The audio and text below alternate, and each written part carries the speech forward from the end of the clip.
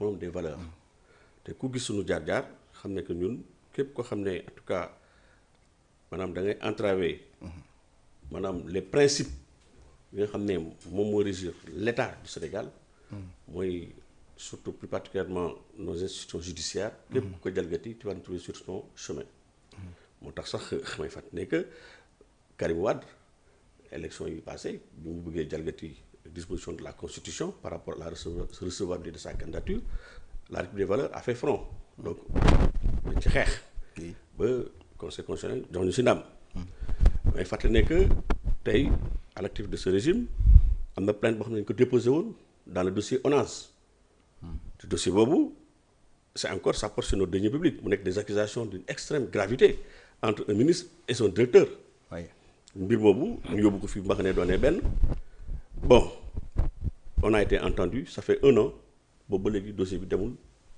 dikkul ok ça c'est au niveau de la section de recherche damay fàttali ne que am na 5 milliards yoo xam ne régime bi dañ ko jëloon soit disant que dañuy indemniser des martyrs que je mets entre griffes des victimes oui. te 5 milliards yooyu bi ñu koy joxe c'est sans aucun fondement juridique xamuñ si yan anam te c'est l'argent du contribuable ñu dañuy indemniser des victimes bi loolu amee la République des valeurs dañoo porter combat bi porter plainte au niveau du procureur de la République donc pour votre information plainte boobu dañ ko classé sans suite par rapport ak les victimes 5 milliards yooyu ñun on a porté plainte il y a 4 mois de cela et motif bi pour détournement d'objectif te l'histoire nous a donné raison parce que la ministre en charge des bi nga xam ne keroog bi ñu demee waaw moom nee na effectivement maanaam dañoo jël xaalisu ministère bi di ko jébal pour indemniser les victimes te loolu c'est d'une extrême gravité détournement d'objectif donc 5 milliards yooyu ñu jël sans fondement juridique naan dañuy indemniser des victimes et quelles victimes encore et sous quels critères parce que ñun nous sommes des victimes nous aussi au niveau de la République des valeurs bu dee événement yi la rek on a des victimes on a même des camarades qui sont décédés mais ba tey jii laaluñu 1 pesos par rapport ak cela donc bi ñu yëgee loolu nous avons porté plainte au niveau du procureur de la République et plus particulièrement ce sont les jeunes de la République des valeurs ñoo porté combat bi ok man kat je les ai accompagnés ñu déposer plainte au niveau du parquet donc 15 jours après 1 mois ñu koy topp di ñu ñëwee après on nous a dit que plainte bi dañ ko classé sans suite. bon parce que amu leen qualité agir peut-être. non sans motif comme ça sans on a qualité agir parce que c'est l'argent de notre contribuable on a intérêt parce que suñu xaalis la c'est l'argent du contribuable 5 milliards yooyu non on avait bien les biens qualité agir xamuñu lan mooy motivation yi mais daal quand on est venu bon pour voir on nous a dit que le dossier est classé le procureur a classé le dossier sans suite. ok dans le dossier Azer parce que mu fi nee toog di lim ça va prendre beaucoup de temps damay fàttali que dans ce dossier Thierno Alassane Sall c'est un député de l'Assemblée nationale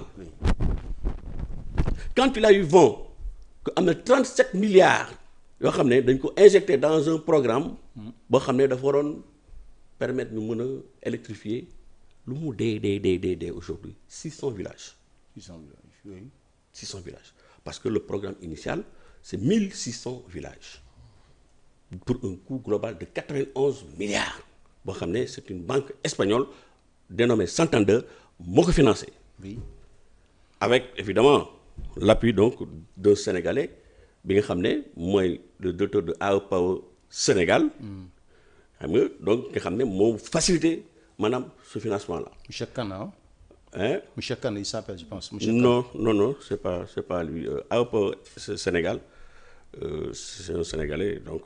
ki ko moom santul Kane laay wax ki ko moom. waaw c'est ça waaw Seydou Kane Seydou Kane c'est Seydou c'est pas cher Seydou Kane effectivement Seydou Kane. voilà moom moo facilité parce que affaire bi c'était bon disons offre. spontanée voilà spontanée. donc Seydou Kane donc avec ses relations avec les Espagnols donc moo permettre banque bi accepter financer programme bi pour un coût de 91 milliards. d'accord bi nga xam ne dafa doon permettre de nous électrifier 1600 villages. alors ce qui s'est passé. mooy la même banque là bi nga xam ne moo financé xaalis bi c'était le 11 juin 2024 dafa décaisser un montant de 37 milliards comme avance de démarrage. donc 37 milliards yi ñuy wax ci nguuru président Bassirou Diomaye Faye lañ ko. bien sûr le 11 juin 2024 Bassirou Diomaye Faye était bel et bien président de la République. si nguuru Bassirou Diomaye Diakhar Faye la woon. d'accord. Le 11 juin 2024. Oui. Parce que Bassirou Diomaye muy jël c'était en avril 2024. Oui. donc avril donc on parle de juin. avril mai juin donc D'accord. 2 mois après. Ok. ci la ñu décaissé la somme de 37 milliards comme avance de démarrage. pour ñu mën a permettre ñu commencer tàmbali liggéey bi mais ce qui est bizarre.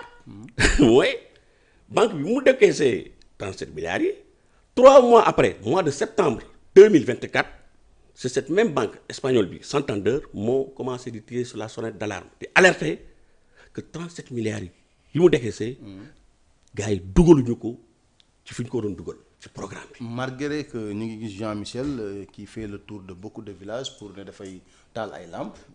ngeen bëgg ñu wax ne dugaluñ ko fi ñu ko war a dugal. non xam nga comment. oui je vais vous dire xam nga l'État c'est une continuité. oui Le temps de Macky Sall évidemment il y avait un programme d'électrification. oui.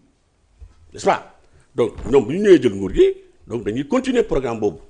parce que qu'est-ce qui nous a posé à nous poser des questions que xaalis bi dugaluñu ko fi ñu ko doon dugal mooy ñoom zone yi ñuy naan ñu koy électrifier c'est pas des zones pour la plupart yi nga xam ne dañuy concerner ce programme parce que programme bi damay fàttali ne que. Oui. ça concerne 5 zones yi nga xam ne je vais vous les citer c'est-à-dire il s'agit donc de la région de Kédougou. de Kaffrine de Tambacounda yaa ngi dégg voilà Tambacounda Kaffrine Kédougou et puis Louga. ok yaa ngi dégg et la région de comment ça s'appelle de Koumpentoum donc c'était 5 zones yoo xam ne ñoom ñoo impacté. ñooy projet boobu nga. xam voilà ne ok donc bu ñu déggee ne mi ngi taal par exemple Kaolack te alors que Kaolack nekkul ci programme bi ok ça nous pose un problème bu ñu déggee ne gars yi ñu ngi taal on se pose la question ak ban xaalis en tout cas du xaalisu banque Santander parce que Santander moom dafa dakkal financement bi parce que le 30 septembre. bi mu alerté ne que xaalis bi jaarul dugaluñu ko fi ñu ko doon dugal. il a essayé de même se rapprocher des autorités waa ASER le ministère et cetera il n'a pas pu les rencontrer pour ñu leeral mbir mi benn.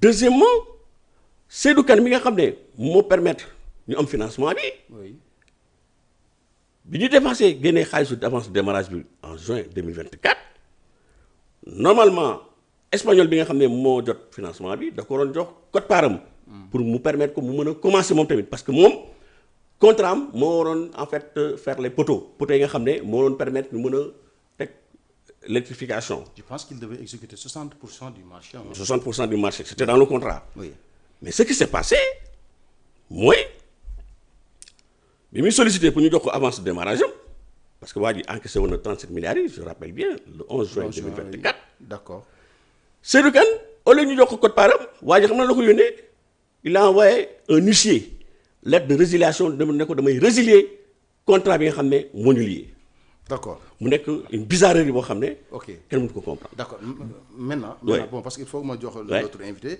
maintenant Thierno Alassane Sall dafa mel dama ko dégg mu ne actuellement waroon nañu nekk ci ay 1000 villages électrifiés mais ñu ngi ci 40 villages.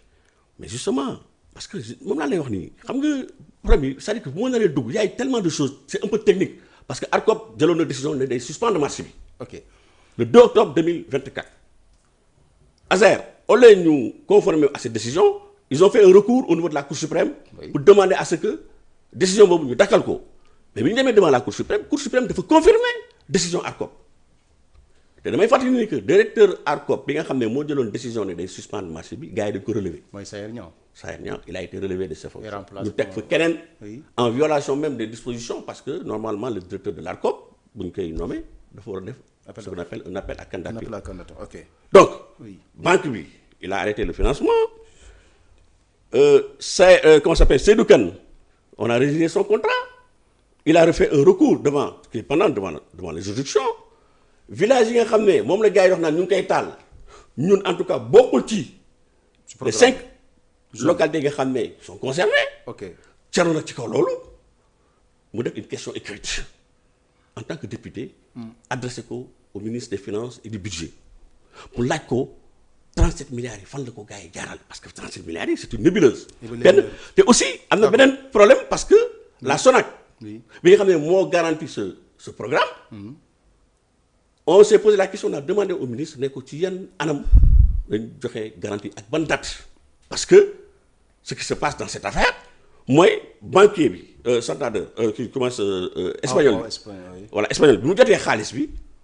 37 milliards le 11 juin 2024 3 jours après dafa génne ci 37 milliards yi 5 milliards et quelques bi nga xam ne mooy le montant de la prime daal di ko retourner au niveau de la SONAC léegi mu nekk une violation flagrante des dispositions de l'article 13 du code civil qui dit que prime boobu moo doon précéder le décaissement donc autant de choses de zone d'ombre qui sont passées yoo xam ne bëri na boo xam ne mënuñu ko comprendre Thierno bi mu saisiré le ministre des Finances par question écrite conformément à l'article 92 du règlement intérieur de l'Assemblée nationale il n'a pas eu de réponse. D'accord. Donc finalement il a été obligé dem ba Espagne def ay enquêtes bi ñu defee ay investigation mu leer ko ne que xaalis bi gars yi jaarale ñu fi ko doon jaaral. Ok. Il a fait